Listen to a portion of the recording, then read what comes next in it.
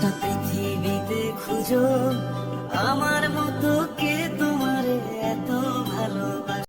আসসালামু আলাইকুম। আমি খাদিজা আক্তার শাওন বলছি ঢাকা থেকে। আশা করি যে যেখানে আছেন আলহামদুলিল্লাহ সবাই ভালো আছেন এবং সুস্থ আছেন। আলহামদুলিল্লাহ আপনাদের সবার দয় আমরা ভালো আছি। আমি একটু অসুস্থ, একটু সামান্য জ্বর আছে এখন, তারপরও আল্লাহর কাছে শুকরিয়া যে মহান আল্লাহ তাআলা আমাদেরকে ভালো রেখেছে। যখন অপরের দিকে তাকাই তখন নিজেকে অনেকটাই হ্যাপি মনে হয়। তো অপরের দিকে তাকিয়ে নিজেকে আলহামদুলিল্লাহ আল্লাহ আমাকে অনেক ভালো রেখেছে। তো যাই হোক, কে কোথা থেকে আমার ব্লগটি দেখছেন একটু কমেন্ট করে জানাবেন। আর আজকে ব্লগটা কিন্তু শুক্রবার দিনের, তো একটু লেট হয়ে গিয়েছে, শুক্রবার দিন আর দিতে পারিনি। তো শুরু করেছি নাস্তা দিয়ে। তো অনেক দিন ধরেই বড় রানী আবদার করছিল মিট বক্স খাবে। তো ওকে বাইরে থেকে যেন এনে দিব না, ও বাসায় তৈরি করবে, আর ওর ইচ্ছা ছিল ও নিজে তৈরি করবে। যেহেতু এটা অনেক প্রসেস, অনেক কিছু লাগে, তো সেজন্য আমি মানা করেছি। আর অনেক দিন ধরে এই ছিলাম, একটু অসুস্থ ছিলাম, শুক্রবার দিন একটু মোটামুটি ভালোই শিখছিল। তারপরও না, মেয়ের আবদার, অনেক দিন ধরে কথা দিয়েছি যে আজকে তৈরি করে দিব, সেজন্য তৈরি করে দিয়েছি। আর রাতের জন্য আমি একটু পোলাও আর গরুর মাংসের আয়োজন করেছি, যেহেতু দুপুরে তেমন কোনো কিছু রান্না করি নাই। শুক্রবার দিনটা গরিবের ঈদ ছোটোখাটো। যাই হোক, আমরা কিন্তু যারা মুসলিম আছি জানি শুক্রবার দিন যেহেতু জুম্মা আছে, খুব আনন্দের একটা দিন।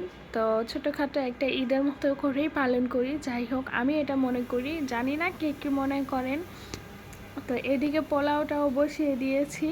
আচ্ছা, আমার ভিডিওটি কেমন হয় আমাকে একটু কমেন্ট করে জানাবেন। যদি ভিডিওটি ভালো লাগে লাইক কমেন্ট, আর যদি বেশি ভালো লাগে এটা শেয়ার করে দিবেন। আর আপনাদেরকে এক একটা কমেন্ট কিন্তু আমার কাছে অনেকটা উৎসাহিত হয় আমি। তো এইদিকে দেখেন রান্না করতে করতে গরুর মাংসের কালারটা কিন্তু অনেক জোশ আসছে। আর আজকের পোলাওটা অসাধারণ হয়েছে, একদম ভাবুরচিদের মতো ঝরঝরা হয়েছে, কিন্তু আমার মতো একটু শক্ত। তো যাই হোক, রান্না বান্না করে একটু রেস্ট নিচ্ছিলাম। তো আর যেহেতু ভালো লাগছিল না, এইদিকে বড় রানী ছোট রানীর মাথাটা বেঁধে দিচ্ছে আর একটু পাউডার লাগিয়ে দিচ্ছিল। তো দুই বোন তো অনেক দুষ্টামি করতেছিল ছোটটা। তো যাই হোক, ওদেরকে খাওয়া দাওয়া করে আমি একটু খাওয়া দাওয়া করে নিচ্ছি। আমরা এখন কিন্তু ঘড়িতে প্রায় অনেক রাত। তো আমার যেহেতু শরীর ভালো না, এই জন্য একটু ঘুমিয়ে গিয়েছিলাম। আপনাদের ভাইয়া ডেকে উঠিয়ে এই যে খাওয়া নিয়েছি। তো যাই হোক, খাওয়া দাওয়া শেষ করে, যেহেতু আমি সকালে উঠতে পারি না, একটা মাটির হাঁড়ি ছিল আমার, শুধু ফাঁকুন্ডা পরে। তো এটাকে আবার ইউটিউবে দেখেছি, এটাকে একটু সরষে তেল দিয়ে মুছে নাকি রোদে দিলে ঠিক হয়ে যায়। তো এটাকে আমি কয়েকবারই মুছেছি, রোদে দিয়েছি, হয় নাই। তো এবার ভাবলাম একটু সরিষার তেল দিয়ে দেই। কিন্তু কষ্টের কথা কি বলবো, যেদিনে আমার রোদ দরকার হয় সেই দিনই বৃষ্টি হয়। তো যাই হোক, এটা যদি ঠিক হয় তাহলে তো হলো, আর ঠিক না হলে আপনারা বলবেন তো এটাকে কি করলে ঠিক হবে, তো আমাকে একটু জানাবেন। আর এদিকে এটাকে তেল দিতে দিতে আপনাদের কাছ থেকেও বিদায় নেওয়ার সময় হয়ে গেছে।